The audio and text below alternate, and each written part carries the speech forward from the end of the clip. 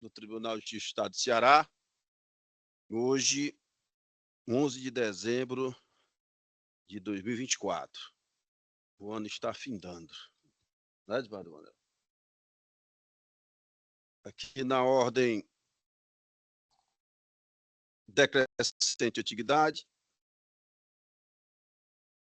o eminente desembargador Emanuel Leite Albuquerque, nosso decano, na sequência, Francisco Mauro Ferreira Liberato. Nós estamos aqui presencialmente e, continuando na ordem decrescente, o eminente desembargador José Ricardo Vidal Patrocínio e a nossa estimada Maria Regina Oliveira Câmara. Desembargador José Ricardo e a desembargadora Regina Câmara farão a sessão pelo sistema de videoconferência, de modo virtual. Eu cumprimento o nosso procurador de Justiça, doutor Léo Brossard. Seja muito bem-vindo, doutor Léo, a nossa estimada primeira Câmara de Direito Privado, Vossa Excelência. Acho que é a primeira vez que aqui se encontra, né? Eu cumprimento também aqui os nossos colegas, magistrados, primeira doutora Raíla Carvalho, nosso colega aqui que tem um nome igual ao meu, comprido, Francisco de Paulo Queiroz Bernardino Júnior. Qual é o nome de guerra? É Paulo Bernardino Francisco Júnior. E o nosso amigo estimado, jogador de futebol também, Madame Manuel, doutor Washington, né? Antônio Washington Frota. Sejam muito bem-vindos à nossa primeira Câmara de Direito Privado, ao nosso Tribunal de Justiça. É um prazer tê-los aqui conosco, né? Nós ficamos felizes, né, com a presença dos magistrados e magistradas. Nos honram muito com a presença aqui para brilhantar os nossos trabalhos. Sejam muito bem-vindos. Eu sempre digo, né, para todas as pessoas que laboram aqui no Poder Judiciário, fazem parte do Poder Judiciário, sobretudo nós que fazemos parte do Judiciário, desembargador Emanuel, desembargadora Regina, desembargador José Ricardo, que as portas do nosso gabinete sempre estão abertas, para todos, especialmente, lógico, para os nossos queridos e competentes magistrados. Né? Essa troca de informações, né, cooperação é muito importante. Fico muito satisfeito de vê-los aqui. Eu cumprimento mais uma vez as eminentes advogadas, os eminentes advogados que estão aqui no modo presencial e, evidentemente, todos aqueles que também nos acompanham pelo sistema virtual. Eu sempre digo, infelizmente, as nossas acomodações aqui elas são precárias, né? São transitórias passageiras, apesar de 3 anos, né? Já temos 3 anos disso, né, Madame Manuel? Não podemos acomodá-los bem, né, como Vossa Excelências merecem, mas é o que temos, né? Então, como o desembargador Emanuel disse, daqui a poucos dias, né, nós, se Deus quiser, estaremos lá na nossa sede reformada. Lá os espaços são bem mais, lógico, apropriados, né? Inclusive, ressalvando também que estamos começando a sessão com um atraso considerável, não por culpa nossa. Os advogados, todos aqui estavam aqui cientes de que a sessão anterior da terceira Câmara, né, da terceira Câmara de Direito Privado, se prolongou e, evidentemente, a gente tem que, com toda tranquilidade, esperar, né, o término da sessão para que possamos começar a da primeira Câmara de Direito Privado. Isso está se tornando, desembargador Emanuel, colegas, de certa forma, rotineiro, né? Eu cumprimento também os policiais militares, a pessoa do tenente Advardes, que está ali, não está... Não, tem o tenente ali, Edvardes, que ele tá sem farda. Faz parte da nossa assistência militar. Cumprimentar a todos. Colegas, nós temos a ata da sessão ordinária do dia 4 de dezembro para verificarmos alguma retificação, alguma observação. Pela aprovação. Podemos Pela aprovar. aprovação. Então, a ata aprovada nos termos em que confeccionada. Temos aqui, seguindo o nosso roteiro, alguns feitos retirados de mesa e, na sequência, outros de pauta. Eu não vou fazer aqui a cientificação dos mesmos nesse momento, deixarei para o final da sessão, a fim de que nós possamos otimizar aqui os nossos trabalhos, mesmo porque eu sempre ressalto, na bancada dos eminentes advogados e advogadas, essa relação já consta aí, evidentemente os senhores e as senhoras podem consultá-la a qualquer momento. E alguma dúvida que porventura exista, eu estou aqui para esclarecer. Então, na sequência aqui, agora nós temos apenas um pedido de preferência na ordem, sem sustentação oral. A apelação civil de Fortaleza é da minha relatoria, número 62, número do ESAG 0107-23-2017-806-0001. Apelante Vande Maria Teixeira Corrêa, distribuidor de bebidas, EPP. Apelada Blue Comércio e Serviços Hidráulicos Limitada, ME. E o resultado do julgamento, assim encontra unânime, né? Que já se encontra unânime é no seguinte sentido: a apelação civil conhecida e não provida. Como eu já disse, decisão consensual, o julgamento está encerrado. Mas agora, aos feitos que contêm sustentação oral, esses primeiros, quero cientificar a todos, que são processos adiados. E os processos adiados, por uma questão lógica, nós estamos dando preferência no julgamento.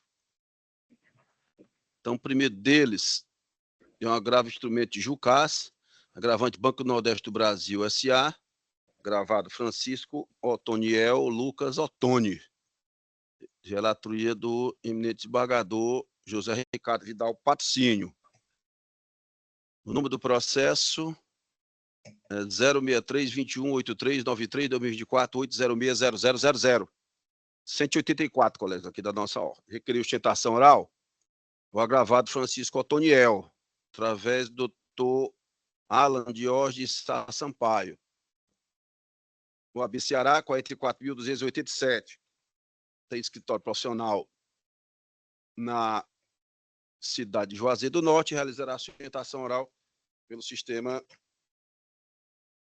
de videoconferência. A secretaria já me informa que o doutor Alan se encontra aqui na sala virtual. Doutor Alan, boa tarde. Olá, boa tarde, excelências. Tudo bem, doutor Alan? Como vai, Vossa Excelência? Tudo bem, os senhores estão bem também? Sim, estamos. Doutor Alan, eu indago a Vossa Excelência se o senhor pode passar diretamente para a sustentação oral, sem a leitura do relatório. Posso sim, dispensa a leitura. Pois não. Dispensada a leitura do relatório, a secretaria anota. Eu passo a palavra a Vossa Excelência, que dispõe de até 15 minutos, doutor Alan. Só uma questão de ordem. Pois não. Pode ser antecipado o dispositivo? Se é provimento ou improvimento, que aí eu já dispenso também a sustentação. Não, doutor. É conveniente que Vossa Excelência realize a sustentação oral. Certo. Tudo bem, então. Eu gostaria de cumprimentar a todos os presentes, na pessoa do desembargador José Ricardo, e cumprimentar também a todos os colegas e servidores que nos acompanham. Excelência, aqui no caso dos autos, é um agravo de instrumento do Banco do Nordeste contra a decisão de primeiro grau, que acolheu a alegação do agravado de impenhorabilidade da pequena propriedade rural. O agravante, o Banco do Nordeste, sustenta que houve um erro de julgamento quanto à valoração da prova, uma vez que supostamente não teria sido comprovado nos autos que havia trabalho familiar nessa propriedade e que esse trabalho era necessário à subsistência da família. Entretanto, excelências, ao contrário do que sustenta o agravante, existem provas nos autos de que essa pequena propriedade, objeto dessa execução, é explorada pelo agravado e pelos seus familiares com atividade agrícola e atividade de pecuária, ambas de subsistência. Nesse sentido, excelências, consta nos autos uma declaração emitida pelo Sindicato dos Trabalhadores Rurais da cidade de Jucás, nas folhas 115 dos autos originários, que comprova que esse imóvel, objeto da execução, é explorado com mão de obra predominantemente de economia familiar. Essa declaração, inclusive, ela foi produzida, e isso está constando expressamente na declaração, de que ela foi produzida com base em informações constantes em cadastros de órgãos públicos. Então, ela possui uma força probatória plena e não pode ser desconsiderado o seu teor, como defende o agravante. Desse modo, Excelências, não se sustenta a tese do agravante de que houve um erro no julgamento quanto à valoração da prova, uma vez que o juiz do primeiro grau observou corretamente o valor probatório dessa prova produzida pelo agravado. Além disso, Excelências, deve-se levar em consideração que esse financiamento que originou a dívida, que é o objeto dessa execução, foi realizado justamente visando realizar benfeitorias nessa pequena propriedade rural, de modo que é incontestável que havia a exploração da terra pelo agravado. E outro ponto também que eu chamo a atenção é o fato de que o STF decidiu, no julgamento do agravo em recurso extraordinário 103.8507, que a impenhorabilidade da propriedade rural, da pequena propriedade rural, é indisponível e ela não pode ser flexibilizada nem mesmo ante a constituição de hipoteca sobre o bem. Desse modo, Excelência, a decisão que reconheceu a impenhorabilidade dessa pequena propriedade rural não merece qualquer reforma. E aí, por outro lado, também chama a atenção aqui pelo fato de que a alegação do agravante de que, supostamente, a tese do STJ teria sido superada, aquele precedente que reconhece que o ônus de provar que a pequena propriedade rural é explorada pelo ente familiar, esse ônus é do exequente. E aí o agravante, perdão, ele sustenta que houve a superação desse precedente, o que não é verdade.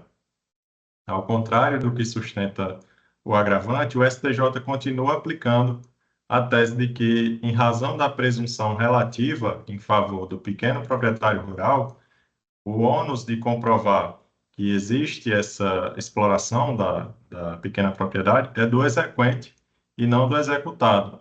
Ele que tem que afastar essa presunção de que existe trabalho nessa pequena propriedade rural. Nas razões recursais, foram apresentados diversos julgados do STJ, julgados recentes, inclusive do ano de 2023, comprovando que o STJ continua aplicando essa tese de que existe uma presunção de exploração dessa pequena propriedade rural, que só pode ser afastada por prova em contrário. Desse modo, Excelência, ainda que se entenda que a prova apresentada pelo agravado não é suficiente para a manutenção da decisão do primeiro grau, deve-se observar que o ônus da prova é do agravante e não do agravado. Então, o agravante é quem deveria demonstrar que não havia essa exploração familiar da terra, para afastar essa proteção à pequena propriedade rural, nos termos do entendimento que foi já consolidado pelo STJ. E aí, por fim, também rebatendo aqui outros argumentos do agravante, ele traz algumas alegações a respeito da impenhorabilidade do imóvel com base na Lei 8.009, que protege o bem de família. Mas essas alegações não têm qualquer relevância para o andamento do feito aqui, uma vez que não está sendo tratada impenhorabilidade do imóvel com base na lei que protege o bem de família, mas sim na proteção constitucional que é dada à pequena propriedade rural, e não com base nessa lei que protege o bem de família. Sendo assim, essa discussão a respeito dessa impenhorabilidade com base na Lei 8.009 é completamente inoperante aqui no feito, não tem qualquer relevância para o andamento do feito. Desse modo, Excelências, eu encerro aqui a minha fala, minha breve fala, pleiteando o total improvimento do agravo de instrumento do Banco do Nordeste, uma vez que não tem nenhum fundamento para a reforma dessa decisão do primeiro grau, que reconheceu a impenhorabilidade desse imóvel. Muito obrigado. Pois não, doutor Alain, agradeço a sustentação oral. Passo a palavra ao eminente relator, desembargador José Ricardo, para proferir o voto. Muito obrigado, senhor presidente. Em primeiro lugar, quero cumprimentar os eminentes pares, bem como a doutora Cristina Aguiar, nobre defensora pública, o estimado Procurador de Justiça, representante do Ministério Público, doutor Léo Bossar, como de resto a todos os advogados que participam dessa sessão, seja presencialmente ou pelo modo virtual. E, de igual modo, também os nossos servidores competentíssimos que nos prestam este relevante serviço no âmbito desta colenda Câmara. Também cumprimento o doutor Alan Sampaio pela excelente sustentação oral, mas adianto que o meu pensamento não coincide com o do nobre causídico. Essa alegação de impenhorabilidade ela foi reconhecida em sede de exceção de pré-executividade, que todos nós sabemos tem um campo de cognição bastante restrito. E como bem pontuou o nobre causídico, realmente compete ao exequente, no caso o Banco do Nordeste, demonstrar que essa propriedade não atende à finalidade de economia familiar dos devedores. E o campo específico para essa atividade probatória é exatamente nos embargos à execução, e não no âmbito restrito, estreito, da exceção de pré-executividade. Como todos nós sabemos, a exceção de pré-executividade ela é cabível quando atendidos ao mesmo tempo dois requisitos, um de ordem material e outro de ordem formal, que são os seguintes. Primeiro, é indispensável que a matéria invocada seja suscetível de conhecimento de ofício pelo juiz. E segundo, é indispensável que a decisão possa ser tomada sem necessidade de dilação probatória. Como bem frisou o nobre causídico, é necessário que o exequente faça prova de que a propriedade rural não se enquadra naqueles requisitos previstos em lei e que não é utilizada pela família do devedor para prover a própria subsistência. De maneira que, com esses contornos, essa produção dessa prova ela cabe melhor no âmbito mais aprofundado dos embargos à execução, em que é possibilitado às partes, tanto ao exequente como ao executado, a promoção das provas atinentes ao direito que defendem em juízo.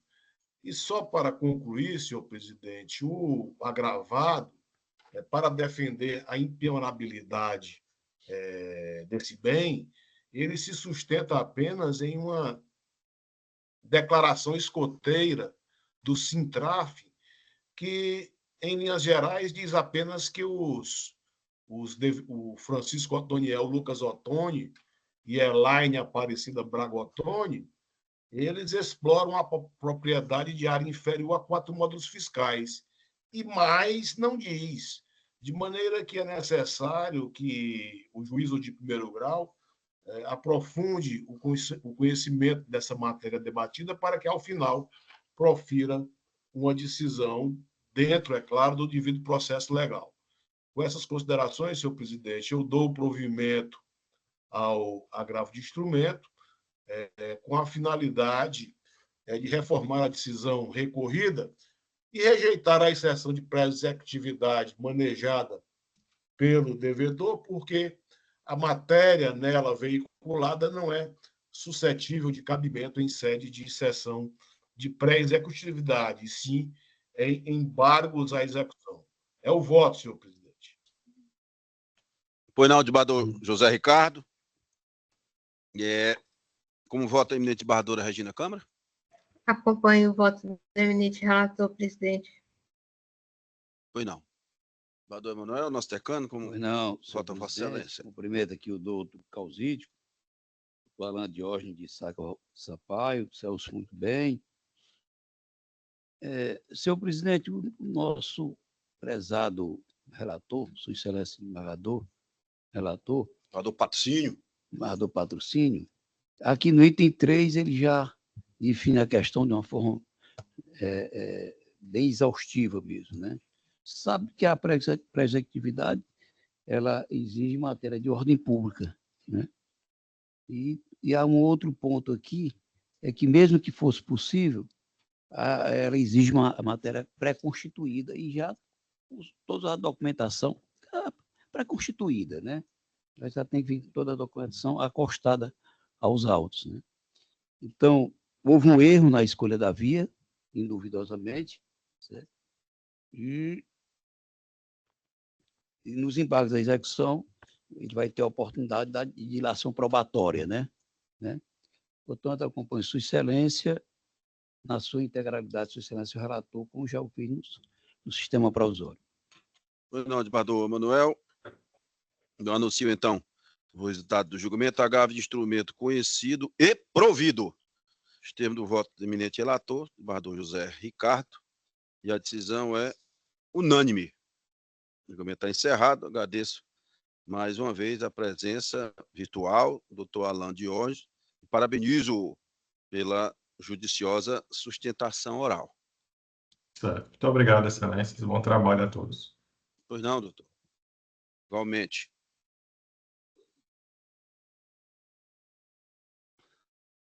As sustentações orais presenciais, também levando em consideração aqui na preferência os feitos que foram adiados. Qual? Esse aqui também foi, próximo. Mais de uma vez, isso. Então, chama a julgamento a apelação civil de São Gonçalo do Amarante.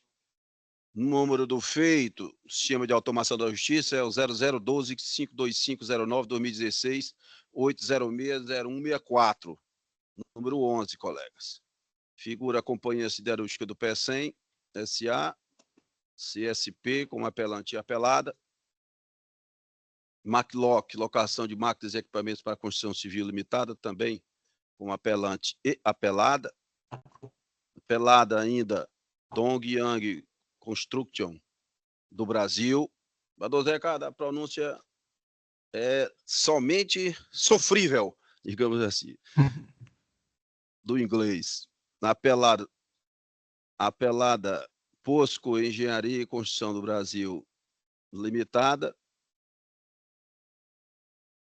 E aqui figura ainda... Segurou a tempo, doutor. Muito bem, bom reflexo. ZPS Ceará, complexo do PECEM. O feito é de relatoria do eminente desembargador Emanuel Leite Albuquerque, nosso decano. Sustentações orais requeridas pela Siderúrgica, pela Maclock, que é a autora, e também pela Posco. Doutor Eduardo Borges. Presente. Leal Silva, muito bem. OAB São Paulo, 256.890. Doutor Daniel Gomes de Miranda, se conta ali. OAB Ceará, 17.661. E pela Posco, doutor Raul Amaral, doutor Fernando Veras e o doutor João Bezerra. Doutor Fernando Veras ali já se encontra presentes. Doutores, a pergunta vai dirigida aos três. Doutor Eduardo, doutor Daniel e doutor Fernando se dispensam a leitura do relatório. Da minha parte, sim, Excelência. Pois não, então Pela dispensar. Siderúrgica. Pois não, agradeço aos eminentes advogados, secretaria nota. Vamos passar às sustentações orais.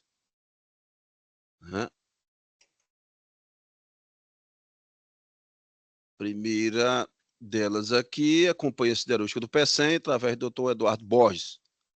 Vossa Excelência, doutor Eduardo, dispõe de até 15 minutos. Excelência, pela ordem, eu acho que eu estou pela apelada. Eu acho que deveria ser feito a apelante primeiro, certo? A Companhia Siderúrgica do PECEM também não é apelante?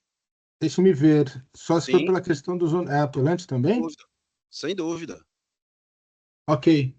Vossa Excelência representa também aqui a apelante. E é apelada. Está logo que apelante e apelada e Companhia Siderúrgica. Isso. Na verdade, se fosse para... como ela é autora, né, a Maclock, se ela quisesse fazer a sustentação primeiro, para mim não haveria problema. A Câmara tem um entendimento que essa ordem ela não importa, apesar de o nosso regimento interno dizer que, nesses casos, quando a parte é apelante e apelada, tem somente preferência à autora, que no caso seria a McLock. Né? Mas a ordem dos fatores aqui não altera o produto. Ok, doutor Eduardo? Ok, excelências. Então, posso fazer sem Oi, perdão. O advogado aqui está presente, doutor Daniel, e ele não utilizou-se dessa, digamos, prerrogativa da preferência. Então, na verdade, eu deixei, assim, não é que eu não quero fazer em primeiro lugar, eu só deixei, né, a faculdade, caso ele quisesse exercer, né? Perfeito, sem o menor problema, entendo perfeitamente, doutor Eduardo, sem dúvida. Perfeito. Então, Excelências. Vossa Excelência está com a palavra. Boa tarde, eu serei bem breve. Eu vou destacar só os pontos principais. Eu vou começar pela manutenção da sentença no ponto em que reconheceu a ilegitimidade passiva da companhia siderúrgica. E eu vou tentar aqui explicar bem rapidamente o caso, porque os nomes são muito confusos, né? E para que se entenda toda a situação. A companhia siderúrgica, ela contratou a POSCO para a realização de uma obra, né, para a execução do seu campo de siderúrgico. A POSCO, então, era a empreiteira e ela tinha plenos poderes para subempreitar, contratar, enfim. Era uma espécie de contrato de empreitada global. Essa POSCO acabou contratando a Dioang, que é uma empresa, Dongyang, perdão, e a Dongyang acabou contratando a autora, né, alugando equipamentos da McLock. Não figurou no contrato de locação nem a dona da obra e nem a POSCO. E a dona da obra, que é a companhia siderúrgica, que é a minha cliente, ela não tem nenhuma relação com a Dongyang. Pois bem, como foi demonstrado e reconhecido pela sentença, a companhia siderúrgica ela realizou todos os pagamentos devidos, tanto para POSCO, que era com quem ela estabeleceu o contrato. Então, ela não tinha nenhuma relação. Foi comprovado que ela realizou todos os pagamentos e ela não pode ser responsabilizada por eventual inadimplemento da Dongyang, da qual ela não tem nenhuma relação. Então, como muito bem colocado na sentença, a responsabilidade solidária ela decorre da lei ou da vontade das partes. E no contrato de locação estabelecido entre a McLock e a McLock e a Dongyang, não há nenhuma menção do tomador da obra. Né? Ele cumpriu, de acordo com a lei, inclusive com o artigo 610 do Código Civil, todos os seus pagamentos. Então, esse é o principal ponto. Manter o reconhecimento da ilegitimidade passiva. Não pode a dona da obra responder por essa questão. Não há que se falar em enriquecimento sem causa. Os tribunais pátrios já decidiram sobre isso, né? A dona da obra ela só responderia caso ela estivesse inadimplente com a empreiteira, que não é o caso. Então, por essa razão, eu estou aqui lutando pela manutenção da sentença. E o ponto que eu quero levantar, Excelência, é que não foram fixados, e aí o objeto da apelação, honorários sucumbenciais em razão da sentença, em razão da exclusão da companhia siderúrgica. E esse é o ponto que eu venho aqui destacar para que sejam fixados honorários sucumbenciais. São essas as minhas considerações, Excelências. Levantei de uma forma bem breve para não estender o julgamento e não prejudicar as demais sustentações orais. Pois não, doutor Eduardo, agradeço a Vossa Excelência. Na sequência, passo a palavra ao doutor Daniel Gomes de Miranda, que representa a apelante, também apelada McLock.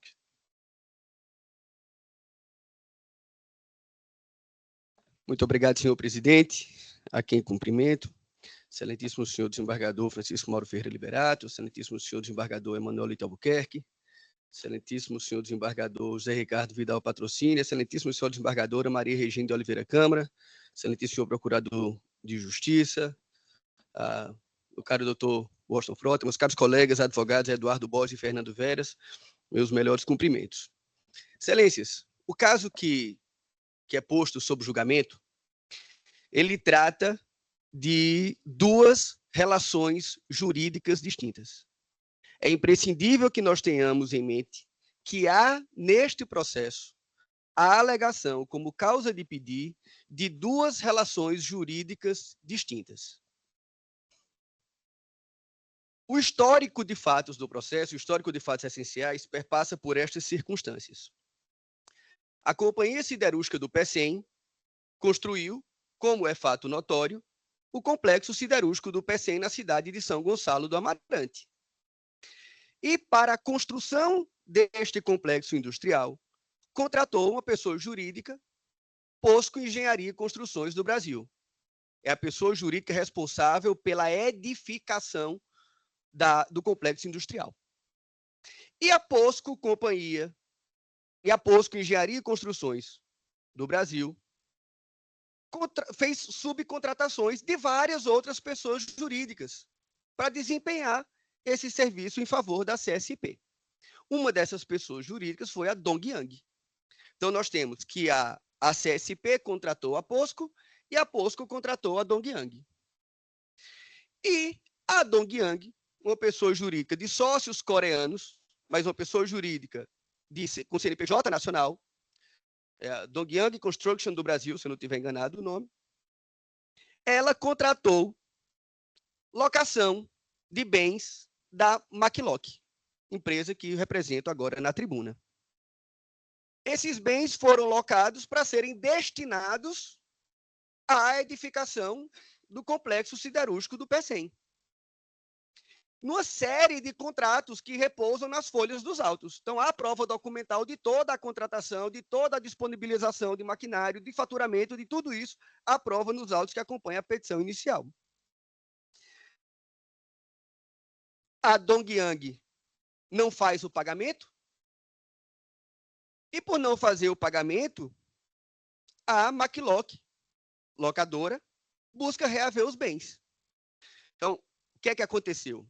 A Maquiloc, que é a apelante, cedeu por locação os bens à Dongyang, a Dongyang disponibilizou em favor da POSCO e a POSCO utilizou em favor da CSP na construção do complexo siderúrgico do Pecém. Quando houve o inadimplemento, há expressa cláusula contratual dizendo que o inadimplemento de pleno direito é causa de rescisão do contrato, torna a posse dos bens injusta e caracteriza esbulho. A cláusula expressa no contrato a propósito disso. Diante do esbulho, tenta a POSCO reaver os bens. E busca reaver os bens, tenta a Maquiloc reaver os bens. Busca reaver os bens da Dongyang, que era locatária. Não dispõe dos bens. Busca reaver os bens da POSCO, que era a usuária dos bens. Não tem acesso aos bens. Busca reaver os bens no parque de operações da CSP. E a CSP impede o acesso da Maquiloc no parque de operações para reaver os bens. Diante dessa circunstância, postula-se a ação de que hora se cuida. Na sentença, então a ação é postulada contra a Dongyang, que é a locatária, contra a POSCO, destinatária do serviço, destinatária dos bens, e CSP, destinatária final dos serviços. Processo tramita, provas são produzidas. Na sentença, Sua Excelência, no primeiro grau, julga o pedido procedente apenas em relação a Dongyang e condena a Dongyang no pagamento dos valores devidos e das indenizações devidas. Mas, em relação a POSCO e a CSP, Sua Excelência decide pela declaração de ilegitimidade passiva dessas pessoas jurídicas, acolhendo a tese que foi sustentada na tribuna agora há pouco por meu colega, doutor Eduardo. Disse lá na sentença que não existe contrato entre POSCO e Maquiloc ou entre CSP e Maquiloc. Logo, não há responsabilidade de nenhuma dessas pessoas jurídicas, só havendo contrato entre Dongyang e Maquiloc, só a Dongyang deve responder, portanto, a sentença condena apenas a Dongyang. Postula-se a apelação. E na apelação, suscita-se aquilo que eu disse no início desta sustentação oral. Existem duas relações jurídicas autônomas e independentes. Uma relação jurídica de natureza contratual e uma relação jurídica de natureza possessória. E, ao contrário do que dito na sentença, até do ponto de vista contratual, a POSCO e a CSP são responsáveis. Por quê? É verdade que existe um contrato de EPC, um contrato de turnkey, é um contrato, não é bem uma empreitada global, mas o mais próximo de figura brasileira que nós temos esse contrato é a empreitada global. E esse contrato foi firmado entre CSP e POSCO, para que a POSCO entregasse à CSP a obra completa, pronta para a operação. A POSCO celebra o contrato com a Dongyang celebra com a Makiloc. Existe aqui, na dimensão contratual, uma relação de preposição. É verdade que jamais existiu qualquer contrato entre CSP e Makiloc? Não tem nenhum contrato. É verdade que não existe contrato entre POSCO e Makiloc? Não tem, nunca houve. O contrato da POSCO é com a Dongyang. Acontece que a Dongyang atua como preposta da POSCO e a POSCO atua como preposta da CSP. E o artigo 932, inciso 3 do Código Civil, diz que o preponente responde pelos atos do preposto. Não apenas isso. O artigo 933 do Código Civil diz que essa responsabilidade é solidária. Então, existe uma responsabilidade autônoma, solidária, integral, pela responsabilidade contratual, dada não a relação contratual direta, mas uma relação contratual de preposição. Disse que a solidariedade decorre da lei ou da vontade das partes. Aqui, existe solidariedade prevista pela vontade das partes? Absolutamente. Absolutamente. O contrato é simples, celebrado entre Makiloc e Dongyang. A solidariedade decorre da lei. A solidariedade decorre da incidência do artigo 933 do Código Civil. A solidariedade incide em razão do enunciado 341 da súmula do Supremo Tribunal Federal, que trata a responsabilidade entre preposto e preponente como solidária. Então, do ponto de vista da relação jurídica de direito contratual, existe responsabilidade da POSCO e da CSP pelo pagamento das dívidas contraídas e inadimplidas pela Dongyang, porque são, em cadeia, prepostas. Mas não bastasse isso, excelências. A sentença ignora completamente a relação jurídica possessória. Completamente. Por conta do contrato de locação, a Makiloc cedeu a posse para a Dongyang. Na prestação de serviços, a Dongyang cedeu a posse para a POSCO. No momento em que a Makiloc, diante do inadimplemento, diante do esbulho, busca reaver os bens, a CSP impede que esses bens sejam reavidos. Logo, a CSP é, de modo frontal, descarado e positivo, no sentido de ter uma ação positiva, ela é parte do esbulho, porque ela impede o ato de retomada dos bens. Existe uma relação possessória viva nesse caso, que é ignorada pela sentença, que precisa ser corrigida no julgamento dessa apelação. E há provas nos autos de que a CSP utilizou andames nos seus fornos, andames da Makiloc. Existem provas nos autos de que a POSCO, ciente do esbulho e pior, do extravio dos bens, a POSCO envia uma notificação para a Makiloc dizendo que vai envidar esforços para encontrar os bens. Porque, excelências, os bens não foram apenas esbulhados. Os bens foram esbulhados e extraviados. Sabe lá Deus, sabe lá nosso Senhor Jesus Cristo, do mais alto dos céus, onde esses bens se encontram hoje.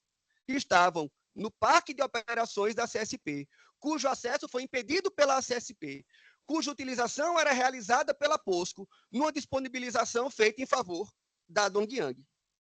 Por conta disso, pede-se a reforma da sentença para reconhecer a responsabilidade e também a legitimidade da CSP e da POSCO em razão da relação jurídica de direito possessório. Pede-se ainda na apelação que sejam aplicados na condenação os índices de correção e os índices de consectários previstos no contrato. O contrato possui cláusula específica tratando de multa, de percentual de juros e de índice de correção, o que não foi observado na decisão de primeiro grau. Quanto à apelação, este é o ponto a sustentar desta tribuna e, por conta disso, se pede o provimento integral da apelação para reconhecer a responsabilidade da POSCO e da CSP e, por consequência, sua legitimidade passiva, estendendo a si a condenação estabelecida em primeiro grau com a inclusão dos consectários, multa, percentual de juros previstos no contrato. Quanto ao apelo adesivo apresentado pela Companhia Siderúrgica do PECEM, pede-se que o apelo seja inadmitido, porque o recurso adesivo só é cabível quando existe sucumbência recíproca. A sentença no primeiro grau não estabelece sucumbência recíproca. A CSP, dado o reconhecimento de sua ilegitimidade, sagrou-se vencedora no processo. Só há um sucumbente na sentença, que é a Dongyang. Em razão da inexistência de sucumbência recíproca, pede-se a inadmissão da decisão do apelo adesivo formulado pela CSP. Eu agradeço penhoradamente a atenção de Vossas Excelências. Muito obrigado. Pois não, doutor Daniel. Não, tá bom, prazer, viu? Bem-vindo. Pois não?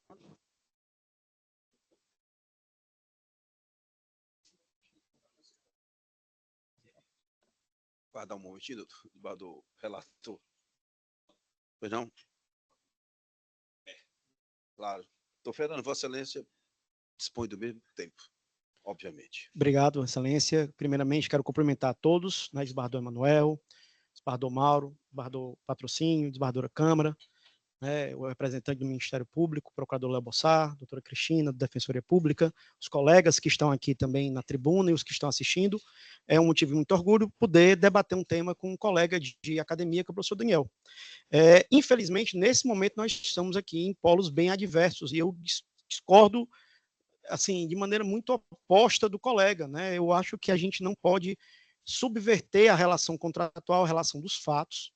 Eu entendo que há aqui uma questão devolvida que envolve a questão possessória, a questão contratual, mas ambas restaram mais ou menos resolvidas, ou por mim, entendido, muito bem resolvidas na sentença da doutora Juliana.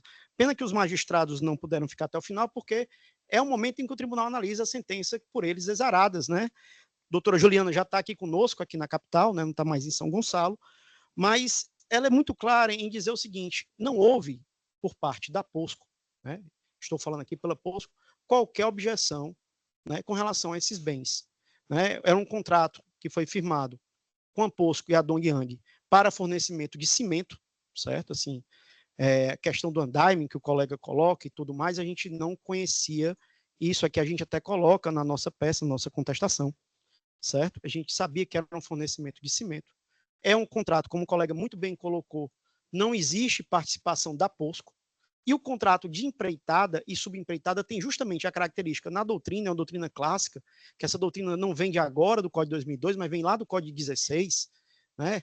Caio Mário já falava sobre isso nas suas clássicas lições, que o contrato de empreitada e subempreitada, ele tem uma relação, sim, de independência, a não ser quando, né, o contratante aí, na empreiteira, ele não paga a questão da subempreitada e ele vai responder por modo dessa situação. Com relação à questão possessória, também eu queria trazer aqui um fato importante, é que foi deferido pelo juízo, né, a procura dos bens, a funcionária lá da obra foi ouvida, e que aqueles bens não estavam lá e não existia relação, né, pela CSP, que aqueles bens chegaram a adentrar o pátio, estavam mais no pátio. E como o colega também esqueceu aqui, eu acho que por conta talvez do tempo, de falar, alguns bens foram recuperados com a Dongyang. Né? Foram recuperados por meio dessa decisão liminar em primeira instância. Né? E eu entendo a insatisfação da parte autora, que foi contratada para prestar um serviço, prestou o serviço adequadamente, tem direito a receber esse serviço, contudo, entretanto, embora todavia, porém, ouso, né, a discordar da questão da preposição. São contratos completamente diversos, institutos jurídicos que não podem ser alargados nesse momento, né? E nunca sequer se for, a gente não tem sequer uma decisão do STJ nesse sentido, né? A não ser nos casos como eu falei, né? Havendo cumprimento pelo empreiteiro de todas as suas avanças com o subempreiteiro, né? E não tendo ocasionado nenhuma objeção a esse fato, como a notificação até coloca, a gente envidou esforços na tentativa de localizar esses bens, contudo, não restaram suficientes, né? A gente pede aqui que seja consagrado o artigo 265 do Código Civil. Claro. Foi não, doutor? Pronto, é porque o relator... Claro. O artigo 265 do Código Civil, né? E que seja mantida a legitimidade da POSCO, né? Porque ela não tem nenhuma gestão sobre a Dong Yang, ou sequer a Dong Yang. Outro fato também que a gente tem é que a Dong Yang é uma empresa em operação, é hoje a maior empresa coreana em operação nos Estados Unidos, então quer dizer, a Dong Yang é uma empresa que tem como responder, o autor tem como receber, tá certo? O que lhe é devido, e aí ele não pode subverter a ordem justamente, porque a POSCO está no Brasil, eu vou ter que cobrar a Dong Yang. Desculpa, isso não é motivo para causar uma solidariedade. Qualquer pesquisa rápida aí, vocês vão ver que hoje ela é a maior empreiteira em número de contratos nos Estados Unidos. Certo? Então, me causa aqui espanto nesse sentido, né? Seria por motivo desse, qualquer um que contrata uma empresa que é multinacional, eu simplesmente vou ficar atraindo porque é mais fácil para mim, né? E causando aí uma causa de solidariedade. Agradeço demais a todos pela atenção, essas são as minhas breves considerações. Mais uma vez, fico muito feliz desse caso estar sendo debatido nessa Câmara, uma Câmara que sempre é conhecida por debater exaustivamente seus votos, né? Daí as sessões sempre ficarem até mais tarde, né, Edvardo Mauro? Mesmo quando tem aniversário da sua mulher. Isso não deixa... Muito obrigado a todos, tá? Boa tarde. Boa tarde, doutor. Foi não. Foi não? Foi na palavra. Não, vai, Bartô. Vai, porque tá tranquilo. Rapidamente. Rapidamente. A sessão foi 5 minutos.